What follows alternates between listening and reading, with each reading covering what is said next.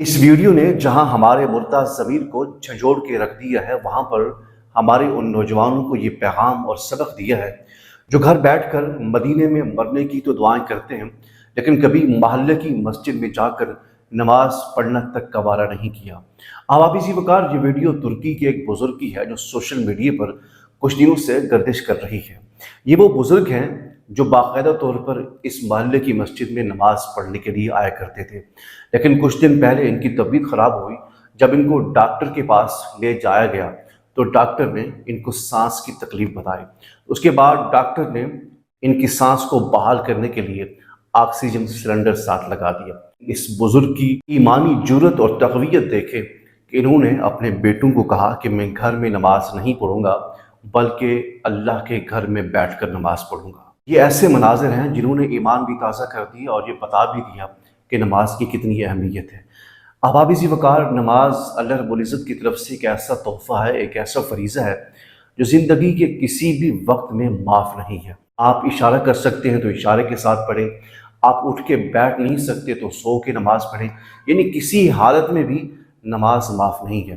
اس لیے تو آقا علیہ السلام نے فرمایا قرۃ عینی فی الصلاۃ۔ سمجھنے کی بات یہ ہے کہ آقا علیہ السلام نے نماز کے بارے میں کیوں فرمایا کہ نماز ہی میری آنکھوں کی ٹھنڈک ہے، حالانکہ حج بیت اللہ ہے، حالانکہ زکوٰۃ ہے، روزہ ہے اور دیگر معاملات ہیں، ان کے بارے میں تو آقا علیہ السلام نے نہیں فرمایا کہ حج میری آنکھ کی ٹھنڈک ہے، روزہ میری آنکھ کی ٹھنڈک ہے، یا دیگر جو عبادات ہیں۔ نماز کے بارے میں کیوں فرمایا؟ اس لیے کہ حج جو ہے اس سال کے بعد ایک مرتبہ آتا ہے، زکوٰۃ بھی سال کے بعد ایک مرتبہ ہی فرض ہوتی ہے، اور دیگر جو عبادات ہیں وہ کسی نہ کسی وقت کے اندر فرض کی گئی ہیں۔ لیکن نماز ایک ایسا فریضہ ہے کہ دنیا کا کوئی ایسا ملک، کوئی ایسا کونا، کوئی ایسا شہر نہیں ہے جہاں پر نماز نہ ہو رہی ہو۔ تو اس لیے آقا علیہ السلام نے فرمایا قرۃ عینی فی الصلاۃ کہ نماز میری آنکھوں کی ٹھنڈک ہے، یعنی جب بھی مومن مسلمان نماز کے لیے کھڑا ہوتا ہے تو آقا علیہ السلام کی چشمان مقدس کو ٹھنڈک پہنچتی ہے۔ یعنی اگر آقا علیہ السلام حج کے بارے میں فرماتے کہ حج میری آنکھ کی ٹھنڈک ہے تو سال کے بعد آقا علیہ السلام کی چشمان مقدس کو ٹھنڈک پہنچتی۔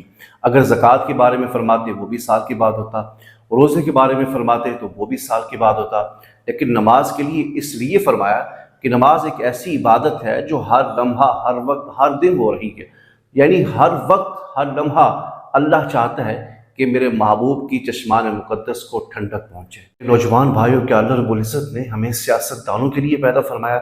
کیا ہمیں لیڈروں کی خوشامد کے لیے پیدا فرمایا ہے؟ نہیں میرے بھائیوں، اللہ رب العزت نے ہمیں اپنی عبادت کے لیے پیدا فرمایا۔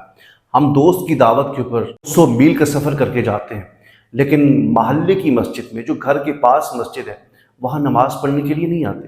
حالانکہ نماز ایک ایسی عبادت ہے، ایک ایسا اللہ رب العزت کے ساتھ تعلق ہے۔ جب بندہ سجدے کے اندر ہوتا ہے تو آقا علیہ السلام فرماتے ہیں الصلاۃ معراج المومن، نماز مومن کی معراج ہے۔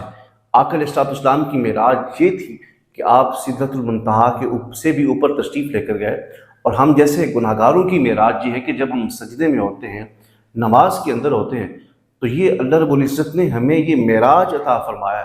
اس کے باوجود بھی ہمارے گھر کے قریب مسجد ہو، ہمارے محلے میں مساجد بنی ہیں، لیکن اس کے باوجود اقبال فرماتے ہیں کہ مسجدیں مرثیہ خواں ہیں کہ نمازی نہ رہے۔ آج درباروں کے اوپر دیکھیں، عرس کے اوپر دیکھیں، محافل کے اوپر دیکھیں، آپ کو اتنی بھیڑ نظر آئے گی کہ آپ حیران ہو جائیں گے۔ کوئی فوتگی ہو جائے، تعلق نبھانے کے لیے بندے 2 گھنٹے پہلے پہنچ جاتے ہیں۔ کوئی شادی کے اوپر جانا ہو تو 3 گھنٹے پہلے جاتے ہیں۔